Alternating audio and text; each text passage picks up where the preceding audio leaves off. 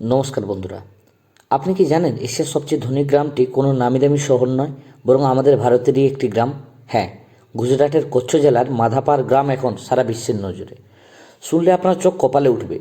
মাত্র 32,000 জনসংখ্যার এই ছোট্ট গ্রামে 17টি বড় বড় রাষ্ট্রায়ত্ত ও বেসরকারি ব্যাংক রয়েছে।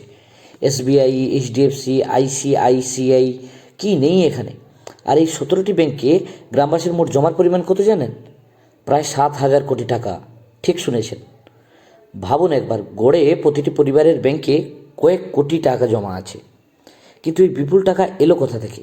আসলে এই গ্রামের প্রায় 1200 পরিবার বিদেশে বসবাস করেন। লন্ডন, আমেরিকা থেকে শুরু করে আফ্রিকার তাদের বিশাল ব্যবসা। মজার ব্যাপার হলো, তারা বিদেশে থাকলেও তাদের সমস্ত উপার্জন নিজের গ্রামের ব্যাংকেই জমা রাখেন। এই দেশপ্রেমী মাধাপারকে আজ এশিয়ার শ্রেষ্ঠ ধনী গ্রামে পরিণত করেছে। এখানকার পরিকাঠামো যে কোনো বড় শহরকে টেক্কা দিতে পারে।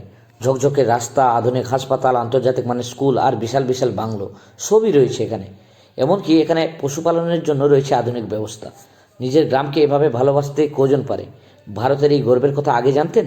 কমেন্টে অবশ্যই জানান। আর এমন আরও অজানা তথ্যের জন্য এক্ষুনি সাবস্ক্রাইব করুন।